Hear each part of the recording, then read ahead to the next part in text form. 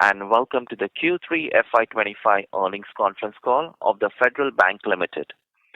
As a reminder, all participant lines will remain in the listen-only mode, and there will be an opportunity for you to ask questions after the presentation concludes. Should you need assistance during the conference call, please signal the operator by pressing star, then 0 on your touch-tone telephone. Please note that this conference is being recorded. I now hand the conference over to Mr. Souvik Roy, Head of Investor Relations of the Federal Bank Limited. Thank you, and over to you, sir. Thank you, and good morning, everyone. Thank you for joining us on this early call today. We truly appreciate your flexibility in accommodating this one-off schedule change, and we are hopeful to return to our regular timelines moving forward. As most of you know, we have scheduled our analyst meet on the 21st of February at Trident BKC, which was announced on the exchanges a while ago. Given the limited seating capacity, we encourage you to register at the earliest. Registration will certainly close by 30th of January, and confirmations will follow in early February. At the analyst meet, we will discuss our strategic roadmap in greater details, but for today, let's focus on the quarter that went by and the progress that we've made. This quarter is particularly noteworthy as it marks the full first quarter under the leadership of our new MD and CEO, Mr. K.V.S. Manian. And joining in today, as always, is our senior leadership team who are here to address your questions, provide deeper insights into the numbers and key developments. With that, I'm pleased to hand over the call to Mr. Manian. Over to you, sir. Thank you, Souvik. Good morning, everyone. Thank you for taking time to join us today. This moment is particularly special for me as it marks my first opportunity to address you after my completing the initial quarter as MD and CEO of Federal Bank. I want to begin by expressing my heartfelt gratitude for the warm welcome I have received and the incredible support from this remarkable team. The last 3 months of 2024 have been quite a learning curve, perhaps more accurately a listening curve. This period has been a journey of exploration, understanding, and most importantly, listening through a process that I called my listening tours, where I traveled extensively across all zones, meeting with over 2,000 federals. When I visited each of the 9 zones and with the sole intention of listening, I gained some deep understanding of how our bank operates. I heard the aspirations, ambitions, and apprehensions, and also witnessed the fierce pride that the team has as federals. I have endeavored to make these exchanges a two-way process to exchange ideas, challenge norms, and force a new way of thinking within the bank, one of being astute, agile, and alert, what I call the AAA culture. From these interactions and others, we have formulated a detailed strategic plan which reflects the collective aspirations of our people. This plan is not just about scaling, it's about scaling with purpose, with responsibility, and with quality. It's about building a future where every aspect of what we do, whether it is the quality of our franchise, earnings, people, or our service, is held to the highest standards. When I presented the strategy to the board, I did emphasize our aspiration to gain more relevant scale beyond Kerala. As we look ahead, we need some breakthrough effort to make this happen. Our priorities are clear. This quarter, we made some pivotal decisions that I would call a strategic reorientation without disruptions. These changes are essential for creating a solid foundation on which we can build Federal to the next level. While reorientation is never an easy task, I am proud that my team has embraced these adjustments with remarkable clarity and purpose. The transition process to these new changes is smooth, focused, and largely free of disruption. As we recalibrate our strategy, we are firmly grounded in a philosophy of granular growth that strengthens the very foundation of the bank. It is abundantly clear to us that high-value deposit-driven asset growth is not our path forward. While such growth may appear impressive in the short term, it is inherently risky and unsustainable. Our reorientation on the liability side of our balance sheet has been a critical pillar of our overall approach in this quarter. We have implemented several changes aimed at improving the quality of our liability base, and I am pleased to report that we are seeing clear and tangible signs of progress. One of the most significant changes has been shifting our internal focus to average CASA as a key metric. This shift is both operational and cultural, aligning our internal scorecards with a more meaningful and sustainable measure of performance. Externally, we have ensured that our reporting reflects this strategic shift as well. Implemented 2 months ago, the impact is already evident. While our EOP CASA shows a decline, primarily due to a drop in wholesale business current accounts, our average CASA metrics tell a much more compelling story. SA averages grew by over 2.5% quarter on quarter, and CA averages grew by 1% overall. Average CASA grew by 2.3% this quarter. This shift to average metrics ensures that we focus on quality, stability, and sustainability in our deposit base rather than short-term end-of-period fluctuations. Moving beyond EOP metrics, we are freeing up bandwidth of our teams to concentrate on more meaningful activities and aligning our efforts with a strategy that genuinely supports the growth and funding of the balance sheet. We Federals are now better aligned with a philosophy that prioritizes long-term value creation over short-term optics. While our total deposits have marginally dropped from 2,66,563 crores to 2,64,829 crores, it is important to unpack the context behind this reduction.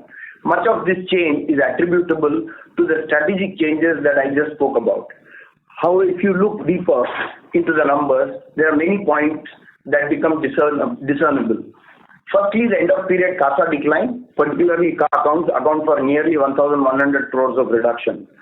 Additionally, wholesale term deposits, specifically those above 3 crores, have decreased from 37,821 crores to 33,848 crores, representing a drop of nearly 4,000 crores.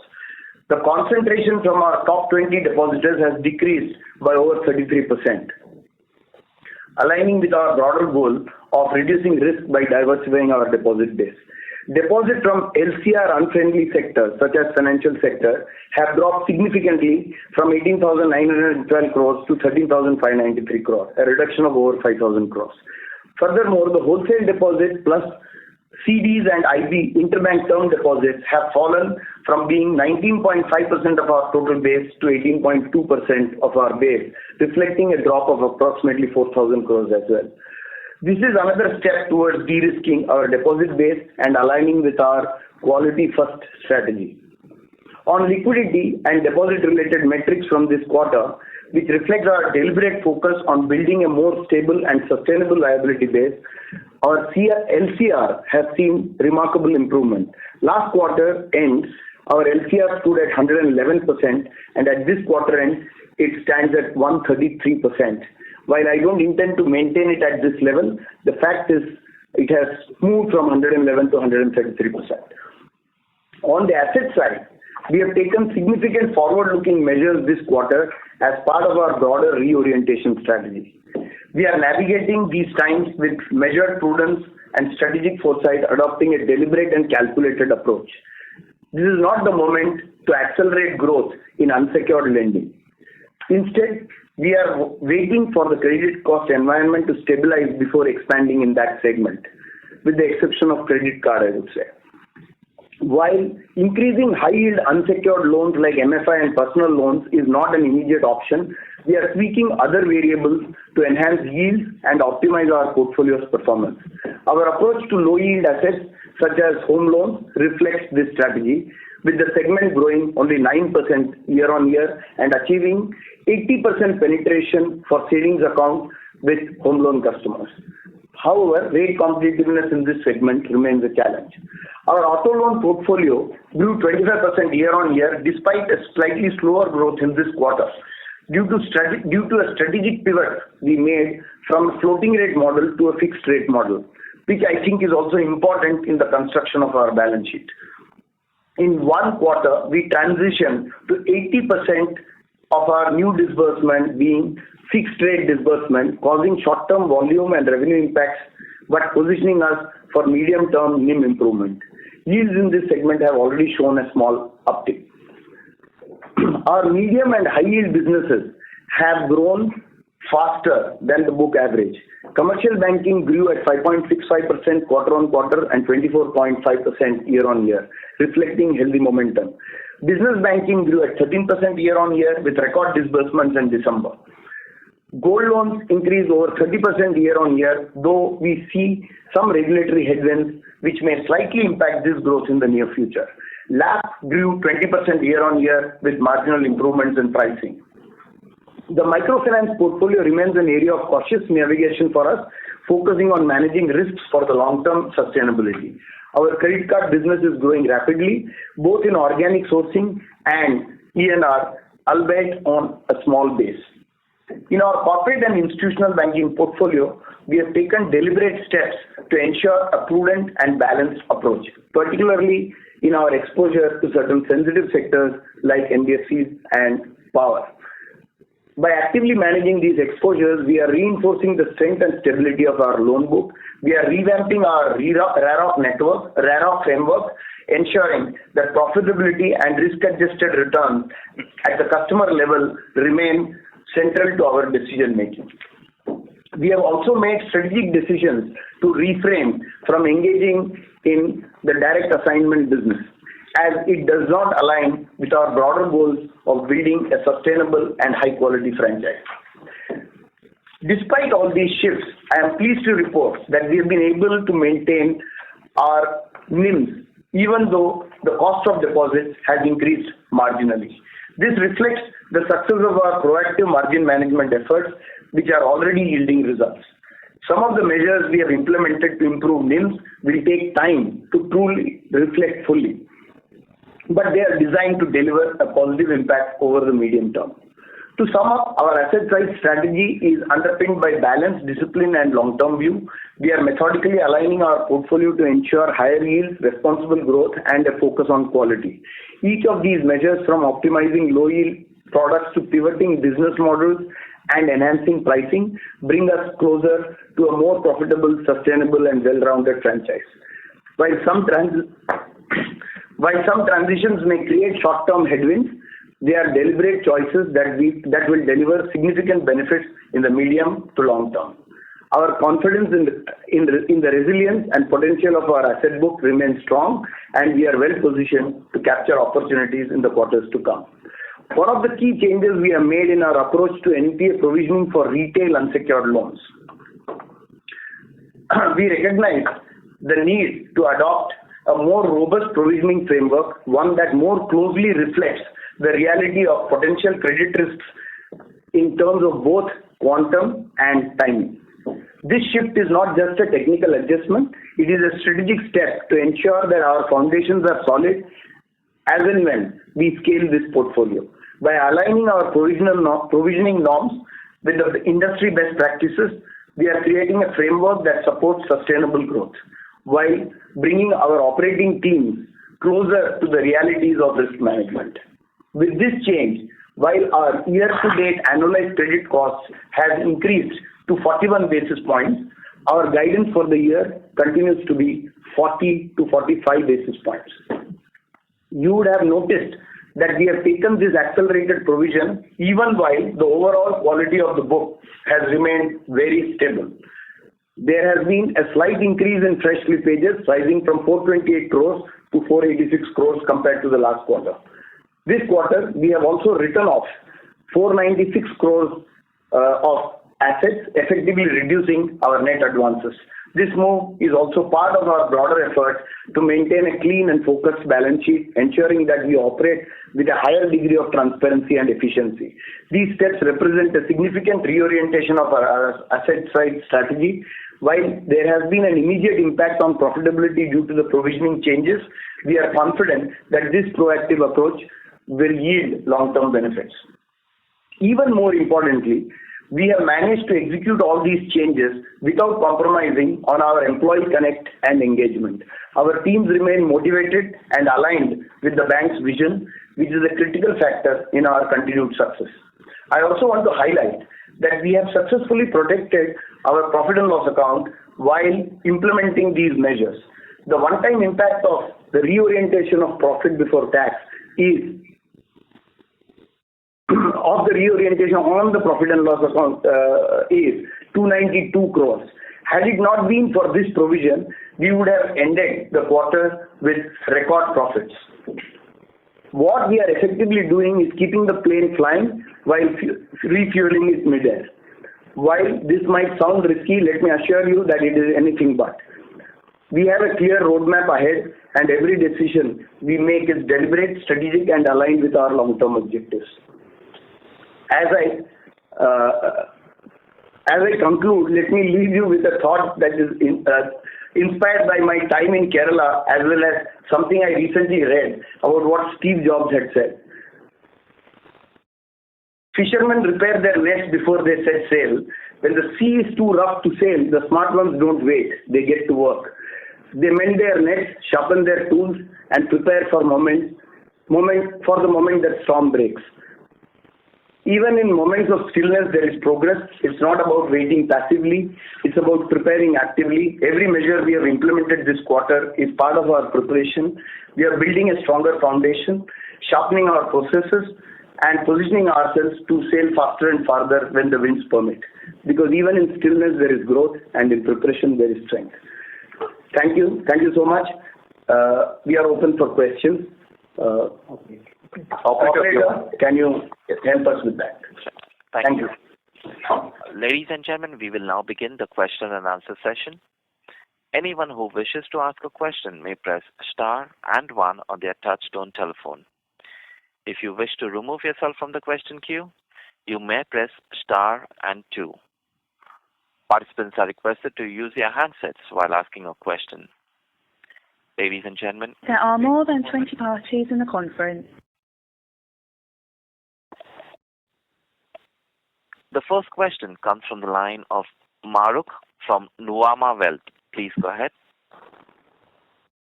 Yeah, hi, good morning, and congratulations on the new strategy. I had a few questions. Firstly, is the reorientation of deposits and loans complete, or will there be some more consolidation even in the current quarter? And so, or putting it in other words, would it be fair to say that the deposit and loan growth would have been higher if there was no reorientation in the quarter? So that's my first question. And my second question is on margins. So some of the unprofitable growth has been given up, and NII has also grown 3% QOQ, which is good. But the reason why NII growth is higher than asset growth is because of average balances being higher, or is there some costs which will pick up in the next quarter? As in that, would there be some quarter-end mobilization of deposits which will reflect in the next quarter?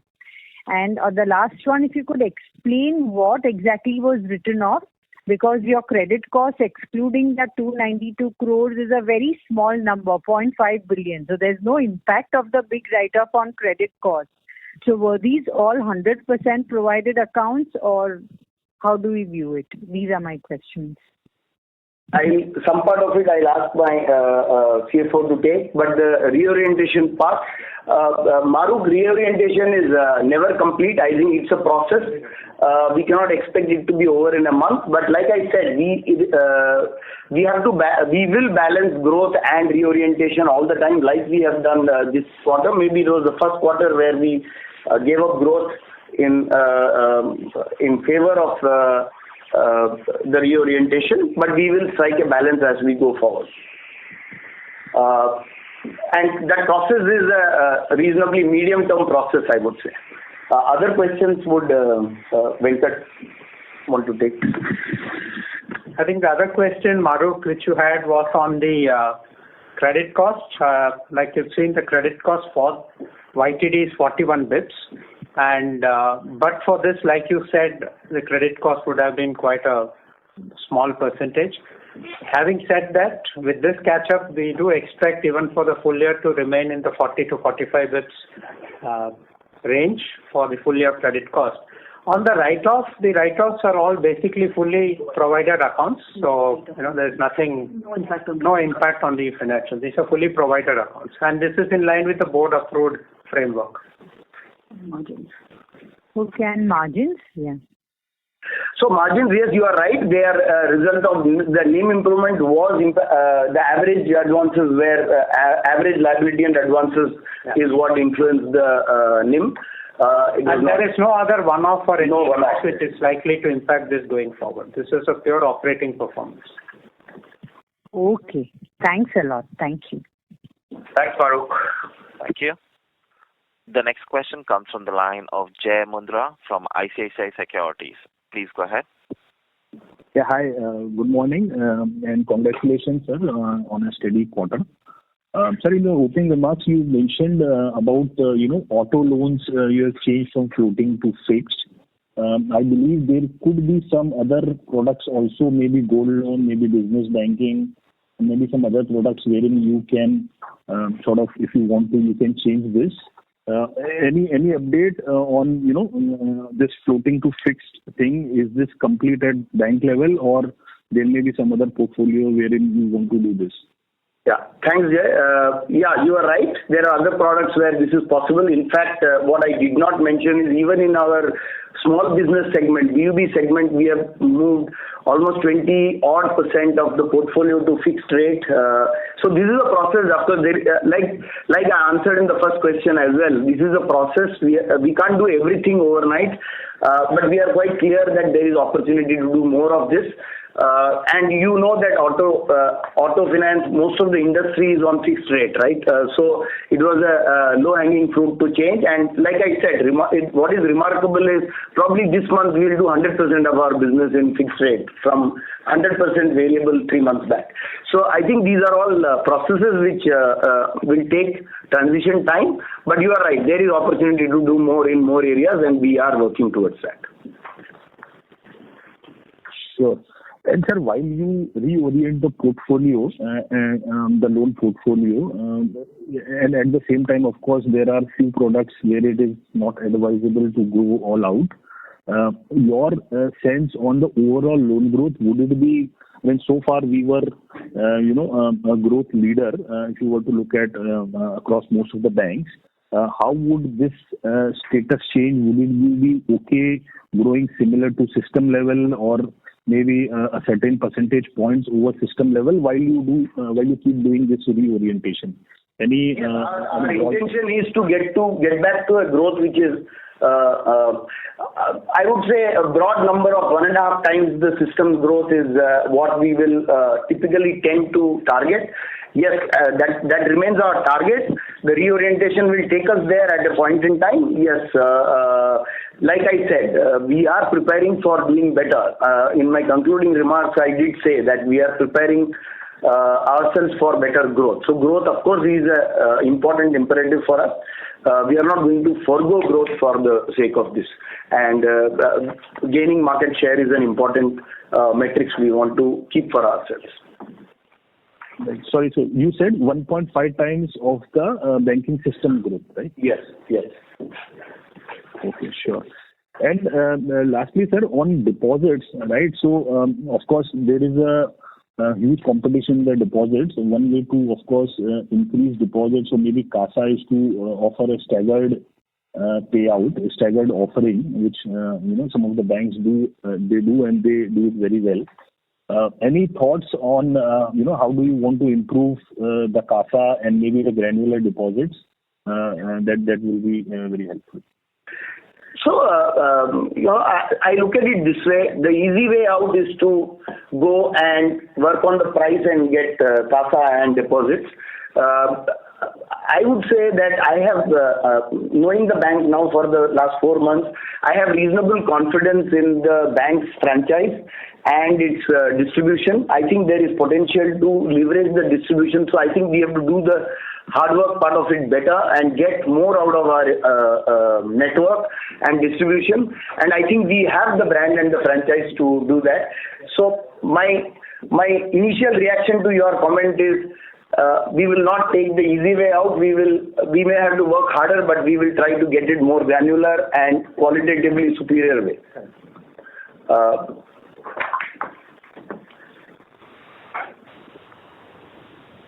I hope that answers your question. Yes, sir. Thank you. And sir, I think in your opening remarks, you mentioned that there are few low-hanging fruits. I believe they would be there across most of the line item. I think we have touched upon the growth. But if you can also touch upon maybe the OPEX and maybe the other income and fee line item. That will be the last question as to, what kind of a, let's say, qualitative or quantitative change that we can see on the OPEX and maybe the fee line items. Thank you. Yeah. Jay, given the paucity of time, and this is, related to our strategy, better if we discuss it on our strategy day. I'm sure you'll be there. Sure. No problem. Thank you. Thanks, Jay. Thank you. Thank you. Thank you. The next question comes from the line of Nitin Agarwal from Motilal Oswal Financial Services Limited. Please go ahead. Yeah, hi, good morning, everyone. And Good morning. So we appreciate the steps that you are taking in trying to deliver better results and improvement in profitability. Nitin, sorry to cut in, Nitin. Can you be a little louder? Is it better now? Better. Yeah. So, sir, I was saying that we appreciate the steps that you are taking to deliver better results and improvement in profitability over the years. A few questions I have, one is around the slippages. So if I look at retail slippages overall have been holding very stable. And so how is the mix trending between secured and unsecured? Any color around MFI segment if you can provide? And what is really driving this stability in the slippages in retail therefore? Right. I'll ask Harsh to answer this question. Hi, Nitin, Harsh here. On the MFI, there's definitely a higher level of stress compared to what it has been across, mirroring what the sector has been facing with. Comparatively, we have a better asset quality, is still holding on. If I look at Q1, Q2, Q3 has definitely been higher. But if I dissect Q3 into October, November, December, we have seen 2-3 things emerging. The on-time collection has marginally improved in December. And there has been some movement in buckets from SMA 2 to SMA 1, which is a healthy sign. Is the stress there? Answer is yes, higher than ever, but better than industry. And it seems, but it's too early for me to comment and say that, it seems to be at the bottoming out kind of a phase. You could see some pain in Q4, but nothing beyond it. And then it should start improving with the feel which we get from the sector and the industry also. And Nitin, I would say unsecured, these sensitive advances is still a small percentage of our balance sheet, below 5%, less than 5%, and therefore, while there is stress on that, you have seen our QOQ growth on these sensitive segments has been fairly tempered. If you have noticed, our MFI segment is flat and personal loan is actually negative. Actually, yeah, the QOQ growth on MFI hardly 1% in this one, and cumulatively between our unsecured portfolio of cards, MFI, and personal loan is just about 5% of our total advances. And just to add, Nitin, the slippage percentage annualized for us is still well below the 1% which we have been guiding over the last many years. It's still around 0.83% of the advances. Right. And so that actually was my second question as to how are we looking at the unsecured loan segment as a part of our strategy to drive yield? Because all along, Federal has always, the intent has been to drive the unsecured business because the mix is very low versus peers. And now with the decline in PL book and the ongoing pressures in MFI, what is our strategy there to grow the unsecured business over the next few quarters? Nitin, I partly answered that question. As I said that in the short term, just now, I don't think we are going to press the pedal on these segments because it will be like wading into the storm. So we are not planning to do that. Having said that, in the medium term, will we marginally increase this portfolio? We will work towards increasing. But philosophically, one thing I would like to just put on the table is I don't particularly like a dumbbell kind of strategy where you, at one end you have very high yielding assets and on other end you have very low yielding assets, and the the average doesn't make any sense. So like you noticed, we have stepped up volumes in the medium yield segment, which is more core to the bank. And therefore, I don't want to be on this trajectory of saying that let's build unsecured to some percent to get our yield up. I think in the short term, our yield management will focus also on the mid-yield, relatively risk-free segment, rather than focus on the high-yield, high-risk segment in this environment.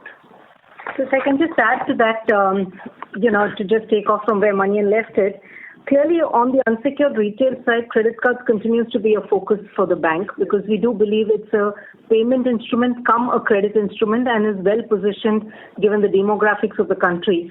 So we've been growing our credit card business and, with adequate emphasis on distribution, product enhancement, etc. So while personal loans has shown a decline, credit cards, if you notice, has actually shown an improvement quarter on quarter, albeit on a small base. Right, got it. Thanks so much and wish you all the best. Thank you. Thanks, Logan. Thank you. The next question comes from the line of M.B. Mahesh from Kotak Securities. Please go ahead. Hey, hi. Manian, there's this question on this 290 crores of provisions that you have made. If you could just tell us, A, how did you come to this number? B, what are the conditions under which it will be utilized?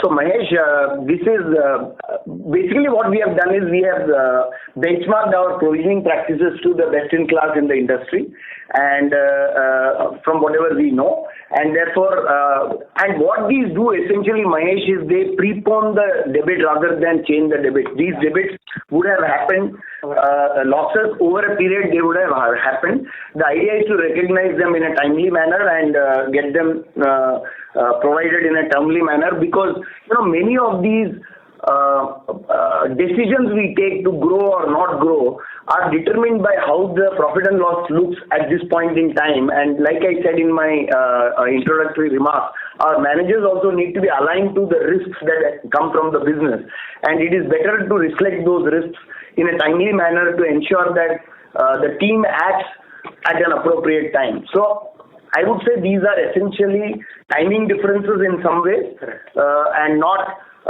incremental. These costs would have anyway hit us in due course. We have just taken them ahead. Just a lead. The question is in the sense that we're not seeing like the frontline banks don't kind of make provisions on the standard book outside of what is available, outside of what contingent buffer that was created during COVID. So when you say that I have done this in line with some of the best in class banks, how do you kind of make that comment? Mahesh, these are not provisions against standard assets. These are provisions against NPAs. That's why you can see our GNPA has not gone up, and our NNPA has gone up, and PCR has gone up. NNPA has gone down. NNPA has gone down, and PCR has gone up. So these are provisions against NPAs. That is why I said that these costs would have come in any case in due course. We have just advanced them. We were following prudential norms. IRAC norms we were following, but we have improved the norms of provisioning. That is the basic difference. So the second question is that if you look at your early buckets, are there any signs of stress in the balance sheet building up there? See, the reason of asking this question is that given that this provision has come in this quarter, the worry is that in the next couple of quarters, we are not kind of put in a bit of surprise with the higher slippages coming in from some of the unsecured portfolios where there is a little bit of heightened risk at this point of time. No, Mahesh, the unsecured portfolio risk, as Harsh explained earlier, we can't say it is not there. It is, of course, there. It is, and that is reflected in the current quarter as well. But I don't see significant dramatic change or surprises coming out of that. I think it will be business as usual, and of course, the unsecured, like Harsh said, one more quarter of pain is there. It will be maybe marginally higher, maybe marginally lower. We don't know how it pans out, but we don't expect surprises on the asset quality. Perfect, sir. Thank you. Thank you very much. Thank you. The next question comes from the line of Param Subramaniam from Nomura. Please go ahead. Yeah, hi. Congratulations on the quarter, and thanks for taking my question. Firstly, again on the provisioning bit, so on this 292 crore, you called it accelerated, but if you could break it up between how much was, say, for the back book or how much is for a structurally higher PCR, because we are holding on to this 40 to 45 basis point of credit cost guidance, right? If we are going to be conservative in terms of provisioning going ahead also, how are we confident of retaining that credit cost guidance? Yeah, that's question one. I'll come back. Like we said, this whole provision is on existing NPA accounts. It is not on any, it's not on standard book at all. Okay, so that is one clarity I am reiterating. And second, we are clear that in spite of changing the norms on while the 292 crore has a catch-up effect as well as the current effect, our guidance that will be between 0.4 to 0.5 continues to hold good. We are reasonably confident of that. Okay, fair enough. Thanks, Manian. Secondly, Manian, this in the slide 6 of the presentation, we've shown the risk-adjusted NIM. So it's down over the last 4 quarters. Of course, this quarter you've been impacted by the accelerated provisioning as well. Yes. But going ahead, if we are looking at an environment where rates will get cut, and we have also added some risk on the book, right? Unsecured is 5% of the overall book, right? So risk-adjusted margin is despite that. So how are we planning to manage overall margins and ROA going ahead, in that context that, rates might come down, maybe the cost of risk is going up broadly, yeah. Param, this is a dynamic thing. We'll have to watch quarter by quarter. We don't know when the rate drop happens. Rate drop obviously has an impact on the book. We have a significant book which is floating rate. So I would say that I would not commit myself on the front foot. I will watch the ball and play. And also to add to what Manian said, Param, 2-3 things which he said earlier. The NIM is influenced both by liability and the asset. So all the work which we are doing on the average CASA growing and all that will continue to help us offset some of the, if the rate drops, if the rate cut happens. Secondly, the pivot towards the mid-segment, medium risk business where we are seeing uptake in margins, even though it's a bit small now, but I'm sure all of this will add up and help us try and maintain the NIMs around the current level. Got it. Fair enough. Thank you. One last question, if I may. How are we thinking about capital going ahead? So we are at 13.8% Tier 1. So anything on that? No thinking just now. As you know, we have not taken the current year's profit and net of dividends, of course, into the capital adequacy calculation as of now, and that will add something to the 13.8 number. So just now, I would not guide on anything on capital risk. Perfect. Thanks a lot, and congratulations on the quarter again. Thanks for taking my question. Thank you. The next question comes from the line of Kunal Shah from Citigroup. Please go ahead. Yeah, thanks for taking the question. Firstly, on cost, so you indicated we have been taking measures in terms of at least reducing the wholesale, improving the LCR. But the impact is still there in terms of the cost of deposits. It's when we look at it slightly, maybe that's going up. So just want to get the sense in terms of why that benefit is not reflected in terms of the cost. And second, you mentioned the LCR. When I was looking the LCR disclosure, it seems like LCR is still 118. You indicated the LCR at 133. So was that like NSFR which you are referring to rather than the LCR? Yeah, so that was the other question. So Kunal, just to clarify the LCR bit first, 118 is the average for the quarter and 133 is the exit LCR. 111 was the exit LCR last time. So that's the 111 to 133 I mentioned. 118 is the average LCR through the quarter. So that is one. On the cost of funds, Kunal, of course, these things are playing out. It is in 2 months we cannot change the cost of funds quickly. This is directional. These efforts will show results, I am sure, over medium term, because all these changes, some of these have played out during the quarter till the end of the month, right? So I think the impact may not show now, but we are confident that over a period of time it will show. And second is, of course, the CASA mix has to change. Of course, as you see, we have maintained our CASA mix through the quarter. As we drive towards improving that mix is when real cost of funds benefit comes. I also wanted to just clarify here, since you asked, this is just a trigger that you asked, but it addresses many other questions raised. The NIM game is as much a liability game as an asset game, and we are very conscious of that.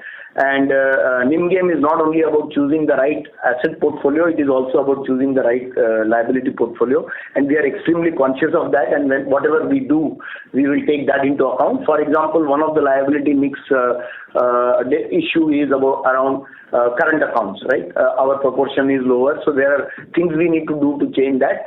These are not quick fixes that can be made. Having said that, over a medium term, we will correct some of these to get those benefits. Okay. And the current also we saw decline, which is again creating some pressure on cost of deposit. So is it more to do with maybe, as you indicated, some decline in more than 3 crores plus when you look at it in terms of the concentration and anything with current, and what initiatives we would be taking to manage the current account deposits? So just to clarify, the current account EOP is showing negative, but average in current account has grown during the quarter 1.5 by 1.6%. Actually, 2%.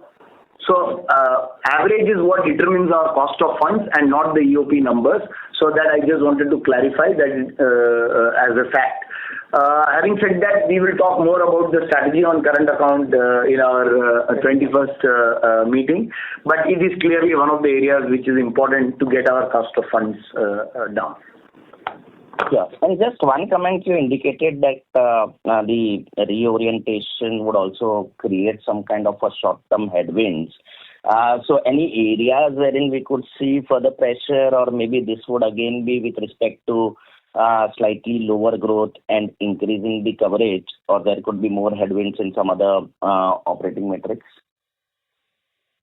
No, so of course you have seen some kind of asset growth side. You have seen the headwinds already, right? So that's what I meant by that. Of course, there are headwinds in the sense as we choose each area and try to transition any transition from one approach to another approach does go through some friction, right? So there are multiple initiatives, and some initiatives will work, some will not work, some will take some time to mature, some will take less time to mature. Like I told you, the auto transition has worked almost with very, very little headwind, right? But I can't say that everything we do will have no headwind. So I'm just being, I would say, cautious on that. And we have to be practical about what works, what doesn't work. Everything we do, we will never have 100% success rate on everything we do, right? We need a reasonable success percentage. This is largely in line also with our philosophy of funds before lending. So we want to make sure we get the deposit story strong, and in line with that, we'll grow the advances. Okay, got it. Thanks, and all the best. Yeah. Thank you. Thanks, Kunal. Thank you. The next question comes from the line of Suraj Das from Sundaram Mutual Fund. Please go ahead.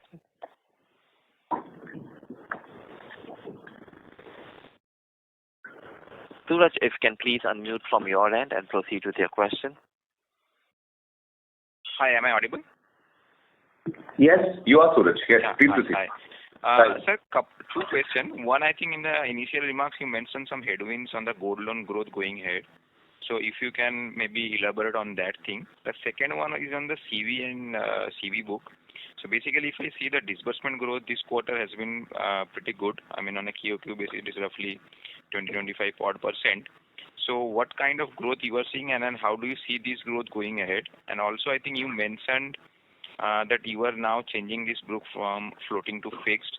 So what could be the blended rate on the CVC book, if you can, let us say, highlight? Is it lower single, double digit, or mid-teens kind of a, blended yield? Yeah. I'll ask Harsh to take these questions.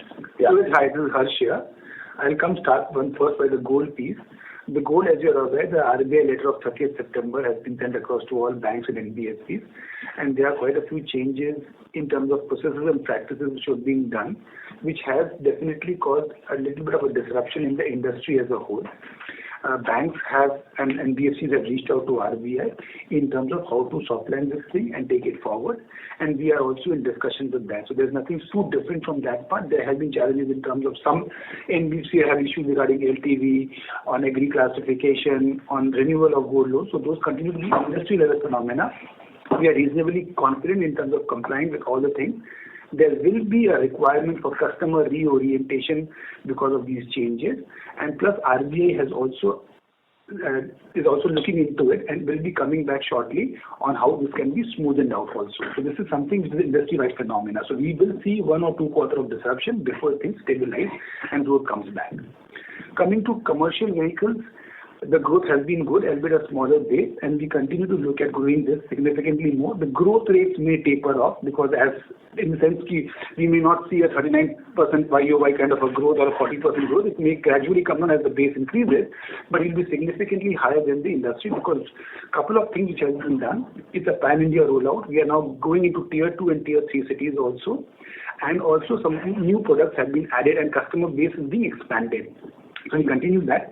Our entire commercial vehicle book is on a fixed rate only. The one which Manian had mentioned about was on auto loans, where we have moved retail auto loans. Yes, retail auto loans. Commercial vehicles always fixed. Sure. And on the gold loan piece, in terms of these regulatory things, are we compliant at the moment, or are still some changes to make? No, we are compliant, and we are doing whatever you are doing is in complete discussion with the Reserve Bank. Okay, sure. Understood. Thank you, sir. Thanks, Suraj. Operator, we can probably take 2 more questions and wrap it up. Sure, sir. The next question comes from the line of Abhishek from HSBC. Please go ahead. Hello. Hi, Abhishek. Yeah, hi. Good morning. Thanks for taking my question. So this 0.4 to 0.5 credit cost that you mentioned, this is the estimate for FY25, or this is a BAU kind of level which you think you could maintain for slightly longer? Yeah, Abhishek, hi. For the full year guidance, it's 0.4 to 0.45, but going forward as well, we do expect the credit cost to be in the around 40 bits range. Okay, because I would think that, going forward, there would be some more normalization. But you think you can maintain the 40 bits and that won't sort of inch up next year? It also depends on how we grow, which part of the business grows, how much is the growth in the unsecured. So there are a lot of factors which comes into play. But honestly, based on current visibility, we expect it to be around the 40 bits range going. 40 to 45, you can say as a range going forward as well. Understood. And one question on growth, especially deposit growth. So I understand that, you want to choose the better quality deposits, but it's a slightly more difficult thing to do than, being choosy on loans, I would think. So, and your deposit growth is still not ahead of the system despite the size not being really large. We see 2 or 3 really large banks still growing their deposits much faster than system deposit growth and gaining market share. So how choosy can you really be? Because this limits your overall loan growth going forward. So what's the thought process there? Do you see yourself at the 15%, 18%, 16% deposit growth mark, or that requires you to take deposits which you don't want to take?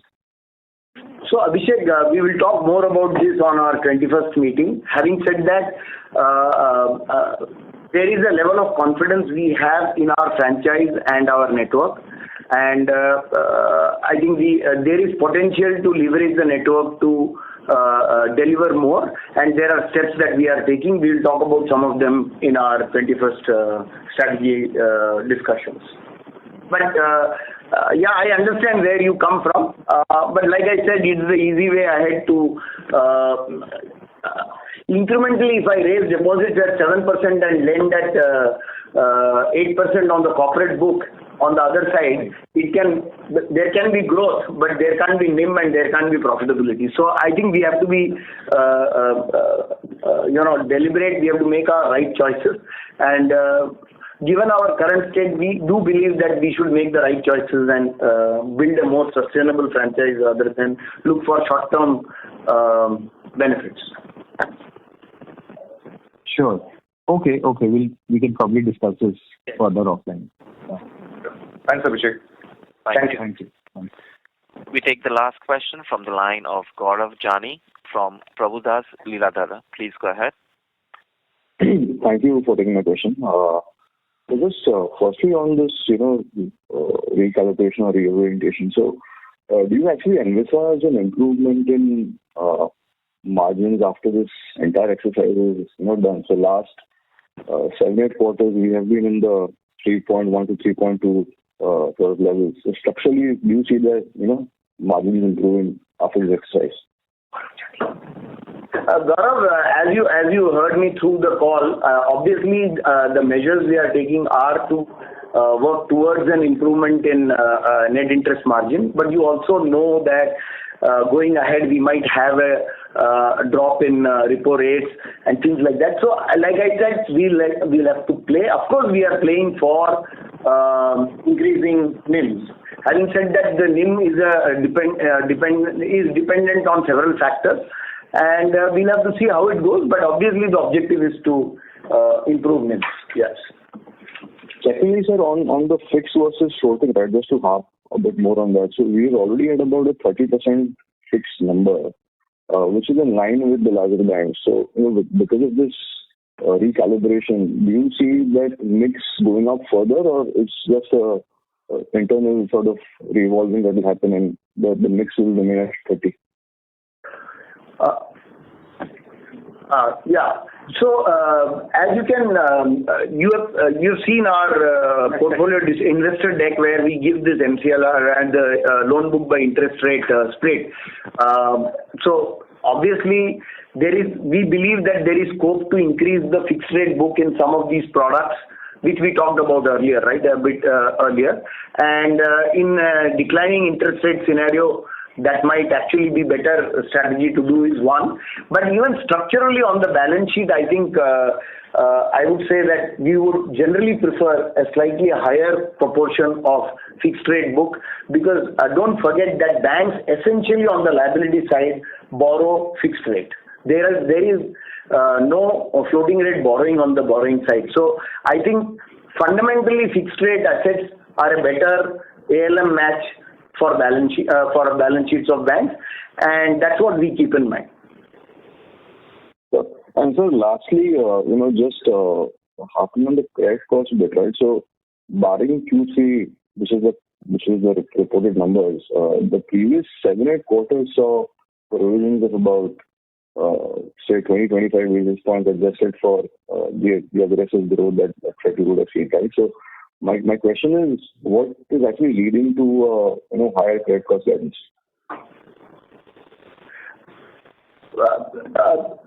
Abhishek, like we said, Gaurav, as we said earlier, the credit cost is over a period, not an additional credit cost we are taking. We are bringing forward the debits on credit cost. This credit cost would have hit us in our earlier norm as well, but with a lag. So it is more a lead lag effect, and therefore fundamentally over a period of time, it does not change our credit cost guidance to you. Because over a period of time, on an average, it would have resulted in the same credit cost. Okay. No, my sense was probably this probably would have only impacted a few quarters, right? I mean, this should not sustain these levels of cost.